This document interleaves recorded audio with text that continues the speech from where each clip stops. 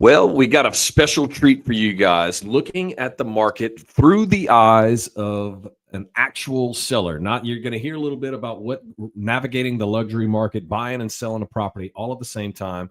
My good friend Frankie Russo just had the unfortunate I'm teasing. We just had a chance to be able to share experiences going through buying and selling and through this really crazy market. Frankie, thanks so much for joining, man. Yeah, no, this is great. This is great. I haven't got to do something like this in a while, so. I think this is really cool. And I thought this, when we were going through all this, I thought it was really neat. And this could be eye-opening for the day-to-day consumer. So just kind of lay out what was going on. We found a few months ago a spot that Traci said, absolutely under no circumstances ever will I ever buy this house. And then what? I'll let you jump in and share the story. She was like, I don't even want to. She's like, I don't even need to look at it, kind of a thing. Yeah, and it's wild because the way you and I met, we know each other back in the day for an old friend, Brady, and we met up because Traci and I had this idea, like started about 3 years ago, and we had sold my tech company, and we were like, let's get a bigger place or blah blah blah.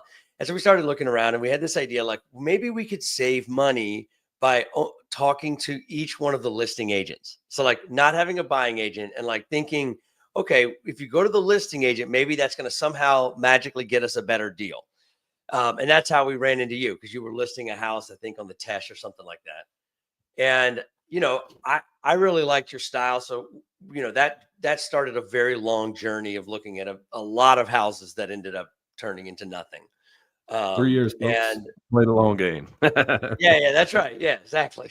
So eventually it paid out for you. So that's great. But the thing is that we have a unique situation, right? So we already had a fairly decent size house. I mean, we had a 4,200 square foot house, which is not nothing, but when you have 6 kids with a blended family, it gets tight. You, sir. It gets tight. Yeah. So it's not for everybody, especially calling.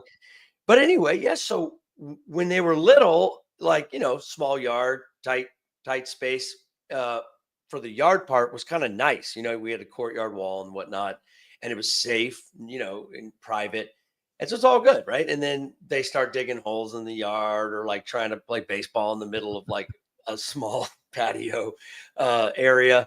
And you just kind of starts to wear on you. So when we weren't, everything we looked at 3 years ago, we looked at that. There was a plantation we had on a contract, and we were going to literally move to Franklin to get the Arlington house. Some people may have seen that on the market back in the day. I don't know if it still is, but it was amazing, right? But it was in Franklin. It was like, and no offense to anybody listening from Franklin, but it was a big transition. And not to mention, like, just to fix the pillars is like almost $200,000 to like restore the pillars. So, most of the places we were looking at, it was a $500,000+ investment on top of the investment.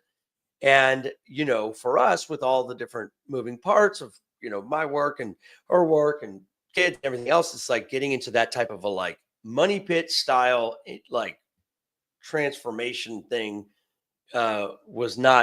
didn't make sense for us. So, which really added an interesting dynamic. Because again, you're trying to upgrade more square footage from 4,200. You don't have the bandwidth to want to build your own place or restore a place. So that puts you in an interesting category that we found ourselves in. Side of stuff made life tough, right? Yeah, I mean, the thing is, especially if you're like waiting to like move in or whatever. So what happened for us is we ended up defaulting to buying a second place out in Beulah Rose. So we thought, okay, great. We're going to just get a nice place out there. It's 30 minutes away, had 2 acres. So they could like run around, dig holes, kill snakes, whatever it is, wrestle with alligators. It was on the water, and we thought, okay, this is the solution. We'll just keep this city house near River Ranch, and then we'll go out there. And that worked for a little while, but it gets old. And we're still realizing, okay, we really would want one great property without having to go out there to have space day to day. And that's kind of where we've been for the last 2 years. And they still got to play baseball in the patio home. Everything. Yeah, exactly. Right. Or hockey or soccer or whatever the flavor is of the day. Yeah. So anyway, and then plus they wanted dogs, so that didn't help. More on that later, right? Yeah. So let's walk through. We found the place that we ended up after a whole bunch of homes. We ended up finding the right spot. I think the value that's going to go for everybody out there was navigating the market between trying to buy a house, sell a house with 6 kids, plus have a camp, and running all of that stuff. From the business side of it gets complicated, and it can get squirrely real quick running 3 properties with 30 mortgages and contingency really wasn't an option for this. I think that's an important thing to note is the contingency component. So the fact is the house we ended up getting was listed for almost 1.5 million for a while. I want to say 2 years. And that was partly why it didn't come up in our searches, because we were looking at stuff at 1.5, but that one was like, this doesn't seem like enough. There's still more things that you needed to do. So it really wasn't a 1.5 house. It was going to be a 1.5 plus. That's right. It still kind of fit into the category of the 1.5 plus, right? It had 5,300 square feet. We wanted more than that. So we thought, okay, well, we can add on, which we've done now, to get it to 6,200 square feet, which is a big jump from 4,200. And the fact is that, but again, it was that plus that was keeping us from it. So a moment in time happened where they dropped the price for different reasons that were happening. And it created a moment that we needed to make a decision on fast to really, really capture this opportunity, which I've never actually been able to buy a property quite like we did with this one, where it's genuinely an opportunity where timing for the seller of this property needed to happen. And so we were able to get a price that was incredibly competitive, but it had to be not contingent. Like you said, like going into it without a contingency, which was the gamble. The gamble was, we're going to get the best price on this new property, but not include any of our other properties in that conversation, which feels risky. It feels like a gamble, but it was the true way to capture the property we have now at a price that was just an incredible opportunity. We didn't muddy it with all these extra strings attached. Correct. For that deal. So we were able to work a better deal for you by removing that contingency one, because, at the end of the day, if you're looking, for the folks that are buying, you got to look at it from the eyes of the seller. Is, I'm giving up all this money, and I've got to wait. That's right. And your house isn't on the market, and I don't have a timeline for it to sell. And so it's kind of like the plus, right? Well, what you're talking, I think I think it's super important. And this is hard for first time home buyers. Is that they've not sold experienced home buyers too. So. Yeah, it's hard for anybody. But the fact is I've got to really, really get into the mindset and even the heart of the seller, right? They built this house 30 years. They lived in it. They're the only people that lived in it. Built it with her husband who passed away. So I say heart because like that's tied into all this, especially with residential. So there's emotions and things like that, but really thinking about like what we're asking. And there were some other factors on the seller side that we knew about, and pressures that like it needed to happen. So we knew it needed to happen for them. And we didn't want to take advantage of that, but we also wanted to make sure that we captured this moment where, okay, this is not a small ask for them because they've had to come down so far. So it's an opportunity, but it's also not a small thing. So we wanted to honor that by having a clean deal. And that's where the contingency is such a big piece when you're trying to like upgrade. And when you can leave the contingency out, it makes a huge difference. The seller be able to move on too, because the seller gets to move on. Yes, because that's part of the emotional piece. They need those funds to be able to go on to the next property. So having a definitive light at the end of the tunnel, what ends up happening is, they know this is D-Day. Hopefully, with all the other craziness and I think I think that the whole point of today's conversation is around this contingency thing. And what do we, so all right, let's just assume we all understand that like it's better to not have a contingency, fairly obvious, but it's also feel like this is a risk. So how did we counteract the risk of the contingency is really where I think this conversation, you and I, when we were talking, like that's where this is headed. It's like what does that mean for the big house, the 4,200 square foot house that we need to get rid of in a timely manner? Essentially, it became a math problem, right? We have X amount of equity from what it appraised for. Yep. Plus, we had to sell the other house too. So every month that you held on to multiple mortgages, that equity would essentially get chopped down. Exactly. Because it's a diminishing return when you play out the full math. And I think that was really big for us. So there was two big things that I think made all this come together in a way that was very strategic, not on paper the thing that you would do if you were trying to play it safe at first glance, but actually was the safe move. There were two big things that we did that made the difference on the house that needed to get sold. So we bought the house in November, the new house. Now we own 3 houses. Okay, so now we own 3 houses. Everything's good. Bought the house for an incredible deal. Have all this extra equity in the house we bought. But we still own 2 other houses as well. So now we're in December and we own 3 homes. Merry Christmas. Selling in a luxury market, which by the way has 55 homes on the market in the competing area. Yeah, averaging 3 homes that go under contract and 3.5 to 4 homes that sell every month.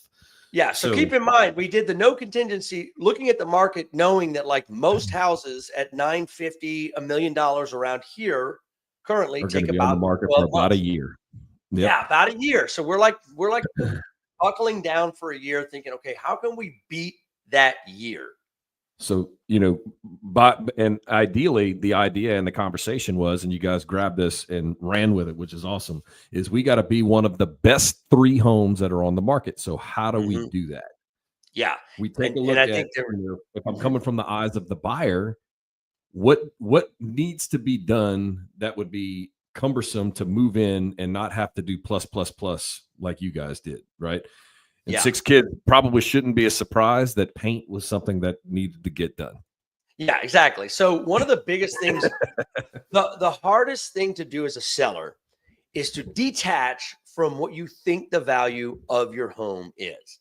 And I think that was big for us, right? Because like everybody's telling us, oh, you could sell that house for $1 million, or you could sell that house for $975.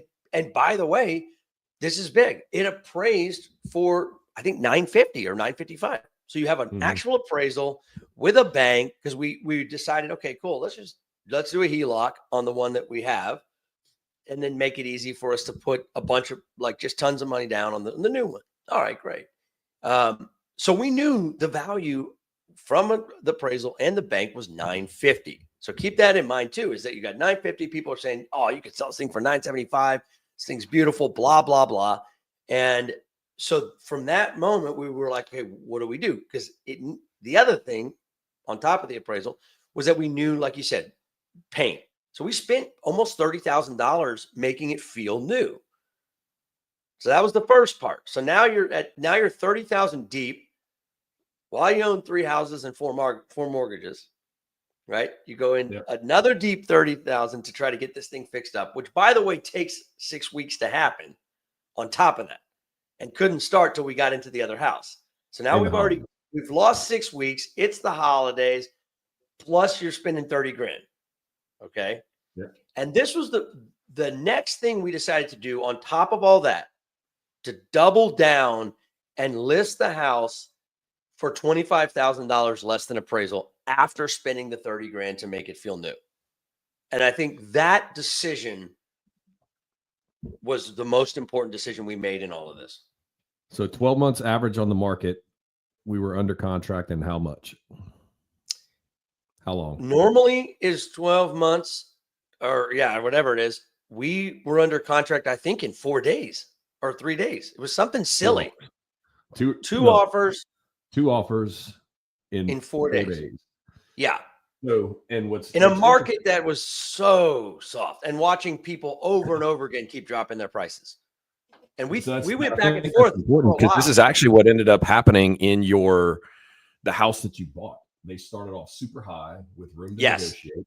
And look, one of the in this, I need to go do a little digging. Last week when we were looking, one of the homes that we were competing with that we were really worried about in River Ranch actually ended up, we had put some space because your old area of Adair, I guess we can go ahead and share that.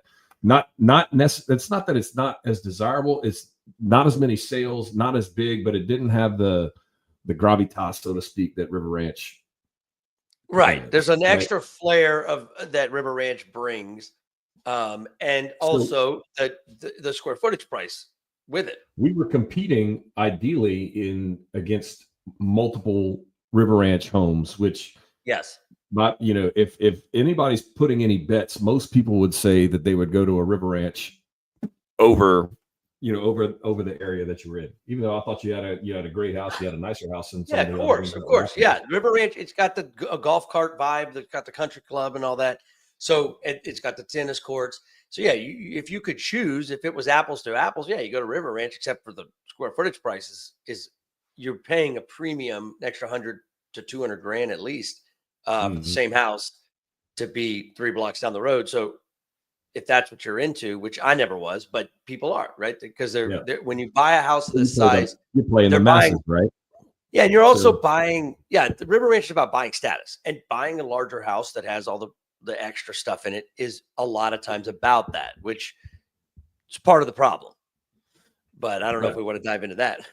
Well, and I think one of the things that we kind of discussed was, we've got to think about the 3 or 4 people that were going under contract per month in that price range.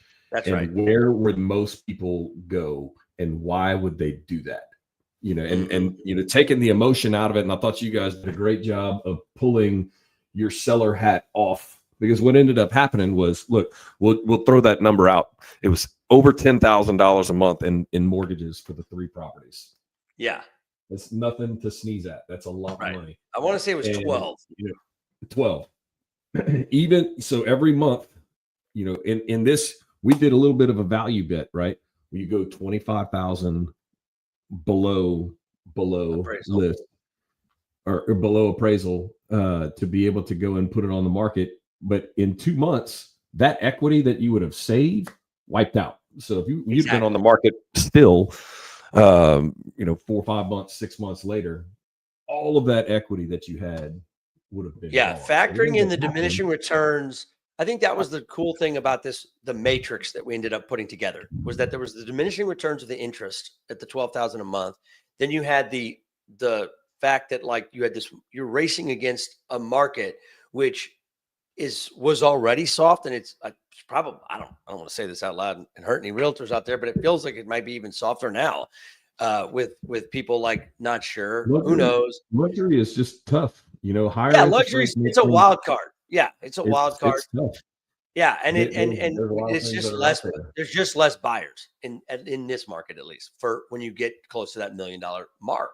So anyway, that was the part that was really eye-opening for me, was to watch it come together and close. I don't have $12,000 in mortgage anymore, and this house sold, and it was really awesome because we also negotiated where we made sure that we didn't have a contingency either.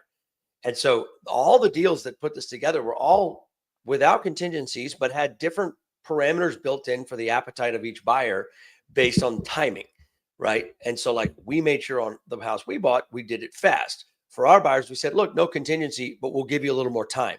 And then that time became part of the math equation.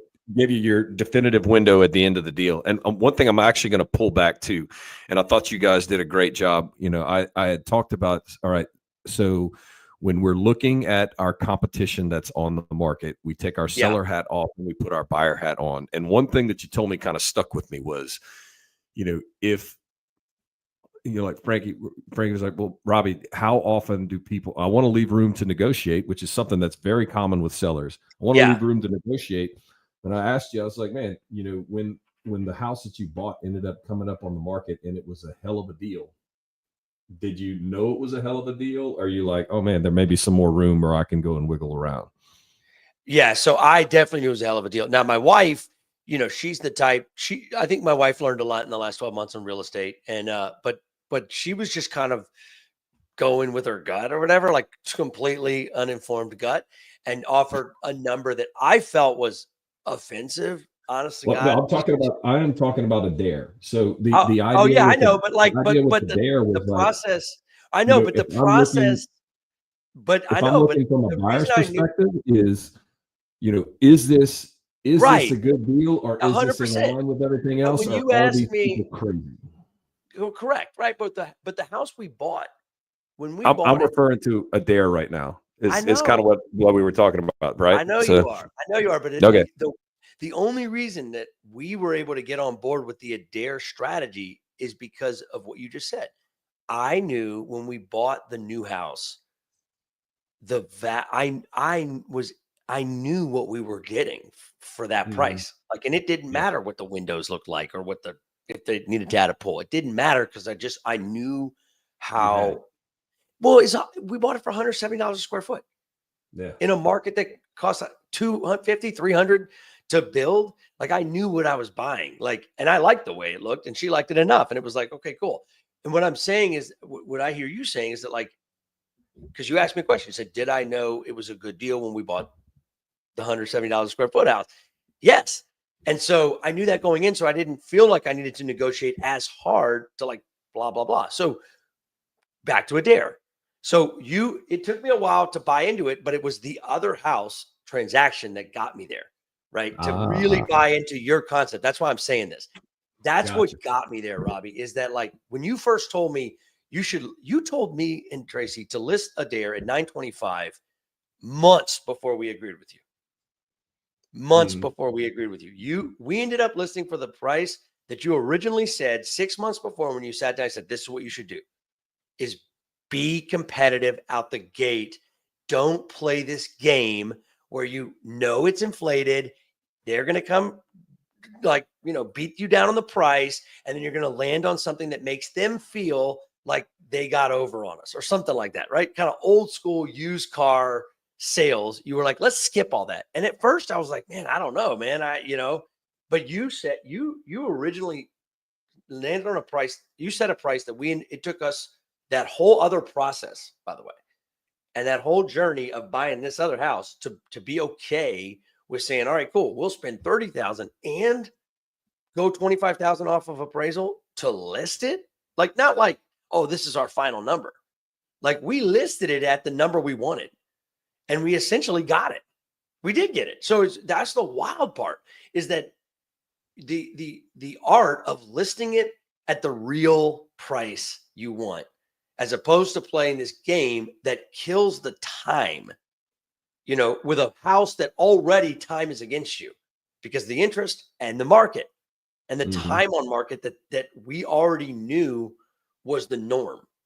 So we beat the norm by skipping the fluff plus adding the value.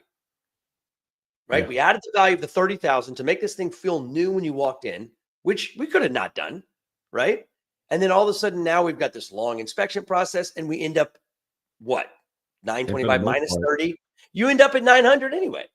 If you had to beat if they yeah, beat you up. ironically, I think, and this is one thing too, we had pretty much a vacant house. And by not putting that in there, what ends up happening on a vacant house is, a house that's got really pretty stuff. Like, Tracy's got Yeah. an excellent eye for design. So everybody's eyes focus on the pretties, right? Mm-hmm. But when it's vacant and there's nothing in there, your eyes go to all the imperfections that are going on inside the house. And in their mind, they're like, oh, I got to do this, and I got to do this, and I got to do this, and I got to do Mm-hmm. this. And it's going to ding, ding, ding, ding, ding, ding. And you end up losing in the long run. You just have the foresight to be able to get it ready. Yeah, and it's like, and it's a lot. It's so many little things. That's the ironic. Like, this $30,000 we put into the house was all little stuff. Scuff Mm-hmm. here, scuff there, polish there. And it wasn't big stuff, but it was a lot of the little stuff that you don't think of when you're just, living in a house. And all that little stuff, it just makes it easier on a buyer. Because again, you got to always assume that a buyer's walking in and if they're upgrading, they're throwing their whole life and everything they have into threading the needle on this deal. And there's not going to be a lot left over if they land that jump. And so you want to help with that. If they feel like I'm walking into especially a house, if you want your number. If you want your number, you better help with it. That's right. And so we're talking about it now like, we're old chums, but we fought Robbie like a lot. Like Robbie's practically a marriage counselor over here. And so this was now in hindsight, it's like, man, and that's why I was like, hey, let's hop on this deal. When you mentioned it, I was like, because it is an important thing to talk about. I don't want to downplay the emotional journey of this whole thing. I mean, because it's wild, and so There was some pretty healthy debates. There were some really, we really got down to it. That's why I think Robbie was like, man, we should probably talk about this because I think we unpacked everything. I don't know what we could have possibly not unpacked in this process. So, I just think when I thought about, hopping on with you today and I think about what we went through, if I was going to share with anybody, just like something that was surprising to me, that was very valuable, was that if I can list at a price that I would want to pay. So if I was the buyer, I sell it at a price that I would feel really good about paying, and then add value on top of that. So list at a real value that's competitive or even below what you think is competitive, plus add that value. That equation equals selling significantly faster than everything else in the market. Especially, I mean, when you're competing with that much inventory, which is what we're in, Yeah. I think reading the marketplace is, you've got to do it. You got to do it month by month. So we need to know who we're competing with, who's had success going under contract, and what did success look like for those that went under contract and the guys that sold. And, like you said, putting that upfront effort and adding that value to make it more beneficial and make it, the incentive to not have to do anything as a buyer, to be able to move in and take yours over all 50 something other homes that were on the market was clutch. Yeah. And I think, I don't know if you want to talk about this, but not everybody on the street loved our strategy. Okay. No, I mean, the neighborhood didn't like it. And, we had one. But we weren't trying to, and look, we weren't trying to take advantage of a situation. We weren't trying to like hurt the market or hurt the neighborhood. We were just being honest about the reality of the market. Like, and we chose to take the reality of the market and not try to close our eyes, be in denial, and just mark it up like everybody else was doing, expecting it to be the same as 2022. And it's not 2022. Yeah. And so it's like, 2% interest rates you anymore. have to get honest about that. And I think that was what the process was for us. It's like, let's get honest about where the market's at. We predicted where the market was at, and we were correct. And the reality is, it sounds like a ton of money, but we were only a couple of dollars a foot cheaper than what River Ranch was selling for. Exactly. So what they were actually selling for. Forget about listing. They were actually selling for. And I think later that's on big. Down the line. And we're taking into account some of the ones that had been on the market for 10, 12, 15, 16 months. Some of them are still on the market right now that were listed before, and they're there. So the invisible cost is, how much are you holding to upkeep, to pay that interest down, pay those property taxes, pay those, pay the light bills, pay the grass cutting and doing all those other things and waiting around just to be, I'm sure life is a lot easier right now being done. Oh, yeah, of course. Because first of all, the conversations are more fun, huh? The 12,000 in mortgages turned into like 4,500 for 2 properties. Now that's a lot more realistic, especially since one of them's Airbnb. If you're looking for an Airbnb, check it out. Yeah. So that is awesome. Plus you got your equity now. Plus your HELOC is, gone. Like all the needles thread is gone. And so what's the value of that? And then, and the answer is a lot. Like I was wild. Like the process it worked, and it worked in a fast way. It was almost like it was very smooth. But it was because we did so much work in advance, just making these decisions. Like, we did not come into these decisions lightly, and we didn't get lucky with the timing. No, I think it's weeks of talks, weeks of work on your part, and executing the plan. Yep. And so, that part was a great experience. And definitely, I loved working with you. It's honest to God, you when you sell these big houses, buy these big houses, the realtor fee is massive. I'm just going to throw that out there. I mean, that shit is massive. And so, and when I was younger kid, I sold like a small house for sale by owner, right? Now that was a 200 and something $1,000 house in Saint Streets, and it's not the same doing it for sale by owner at 250,000 than it is at $1 million. I can tell you that. And I'm so glad we did. But that part was hard, because you try not to think about that stuff, but the fact is you earned every bit of that on the transactions. And because, I mean, look, what is the value of 3 years of work and countless hours of conversations and strategy and meeting us at random places and God knows where around Acadiana to get to that moment. and it takes what it takes. And I'm really grateful we did not try to go that route, because that's another thing that could have easily put us well outside of the time range again, because that's the other diminishing return, right? Is like, do I use a realtor? And like the answer is, if you want to sell in a reasonable time frame or a fast time frame, and you have a house that is not a fast moving sales price, if you will. I don't know how you would frame that, but I was really glad we went that route, because your brain can tell you like, well, maybe, I'm a business person. I've done tons of deals. I've done, sold my company for millions of dollars. Like, I should be able to sell a house. But it's nuanced and there's more to it. And you cannot underestimate the fact that you're connected into the market. You understand the market, the players. And that's how real estate still works. Like, no matter how you split it, they can change the 3%, they can change the way it goes down and all this other stuff. But at the end of the day, there's a reason why realtors exist and have value. And we got to watch that. And so I appreciate it, brother. Yeah. Appreciate you, man. Thanks so much for sharing your story and getting vulnerable with all the fun stuff that was going on. And I know that people watching are getting some good value out of it. So thank you, brother. I really appreciate you. Yeah, man. Happy to be on. Looking forward to more deals. Oh yeah, man. The cool part, too, got a great friend out of the whole process. So I'm no doubt super thankful for that. All right, guys. Thank you so much. We'll see you next round.